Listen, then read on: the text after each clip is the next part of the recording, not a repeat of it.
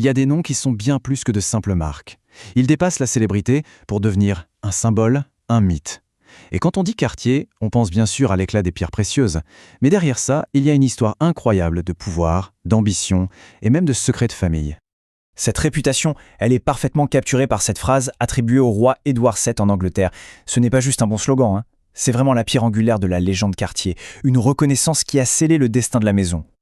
Alors, pour comprendre comment Cartier est devenu, Cartier, il faut remonter à la source de sa légende, sa relation très très proche avec la royauté.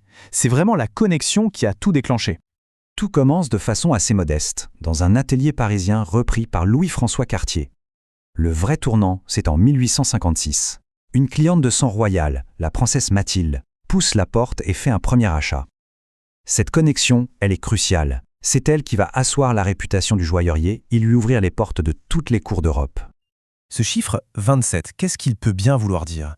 C'est le nombre absolument colossal de tiares commandés par le futur roi Édouard VII pour son couronnement en 1902. Imaginez un peu l'ampleur de la commande.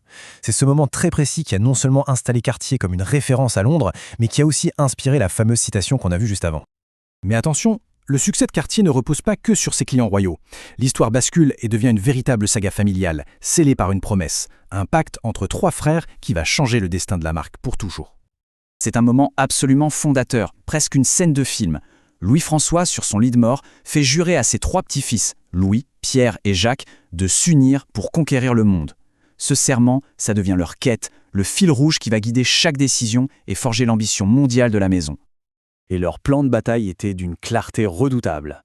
Louis, c'est le visionnaire, il va tenir le cœur créatif à Paris. Pierre, le stratège avec un sens des affaires incroyable, partira à la conquête de New York. Et Jacques, l'explorateur, prendra Londres avant de s'aventurer jusqu'en Orient. Un seul corps, mais 3 cerveaux prêts à bâtir un empire. Alors, comment ce pacte s'est-il concrétisé sur le terrain ? Voyons un peu comment chaque frère, avec son talent bien à lui, a posé une pierre à l'édifice de cet empire mondial. À Paris, on a Louis, le génie artistique. Il installe la maison au 13 rue de la Paix, vraiment l'épicentre du luxe mondial. Son innovation majeure, c'est l'utilisation du platine. Avant lui, les montures en or ou en argent étaient lourdes, on les voyait. Le platine, lui, est si fin et résistant qu'il disparaît presque, laissant les diamants comme flotter dans les airs. C'est ça, le style Guerlain. Une véritable révolution qui a défini toute une époque. L'histoire de Pierre à New York, elle est juste légendaire. Pour obtenir l'emplacement de ses rêves sur la 5e avenue, il ne sort pas un chéquier. Non, il l'échange contre un collier de perles doubles.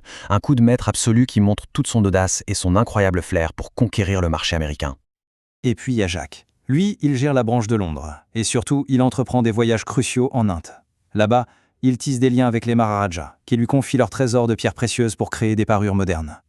Ces voyages ont non seulement fourni des matériaux inestimables, mais ils ont aussi profondément infusé le style de la maison. Ce qui est vraiment fascinant, c'est de voir comment cet empire mondial est devenu le berceau de certains des designs les plus iconiques et les plus durables du XXe siècle. L'histoire de la montre Santos, c'est avant tout une histoire d'amitié. L'aviateur Alberto Santos Dumont se plaint à son ami Louis Cartier que c'est galère de lire l'heure sur sa montre à gousset en plein vol. La réponse de Louis ? Il crée pour lui l'une des toutes premières montres-bracelets pour hommes, une solution pratique qui est devenue une icône de l'horlogerie. Et puis il y a la montre tank. Et là, l'inspiration est pour le moins surprenante. Louis Cartier s'inspire de la forme des nouveaux chars d'assaut de la Première Guerre mondiale, vus du ciel. De cette vision très militaire naît un design d'une élégance pure, intemporelle. Un symbole de la maison qui a traversé plus d'1 siècle sans prendre une seule ride. Impossible de parler de l'identité de Cartier sans mentionner Jeanne Toussaint. Surnommée la Panthère, elle a été une force créatrice absolument révolutionnaire. C'est elle qui a transformé la panthère en un emblème puissant, en 3 dimensions. C'est elle aussi qui a introduit des styles audacieux comme le tutti frutti. Son oiseau en cage est même devenu un symbole de résistance pendant la guerre. Une femme incroyable. Bon, on a vu comment la dynastie familiale a bâti l'empire. La question, c'est comment Cartier est passé de ça à la puissance du luxe moderne qu'on connaît aujourd'hui. Parce qu'après la mort des frères, la génération suivante n'a pas réussi à maintenir l'unité. Les 3 maisons de Paris, Londres et New York sont devenues indépendantes. Elles ont finalement été rachetées et réunies dans les années 70 pour reconstituer cette union sacrée des débuts. Et cette frise nous montre bien les étapes clés qui ont forgé le Cartier moderne. D'abord, les musts de Cartier, dans les années 70, une idée de génie pour rendre la marque plus accessible. Puis la création de la collection Cartier pour préserver son propre héritage. Ensuite, son engagement dans l'art avec la Fondation. Et enfin, son intégration en groupe Richemont qui assure sa puissance pour les décennies à venir. Alors, au final, comment une marque de luxe devient un mythe intemporel?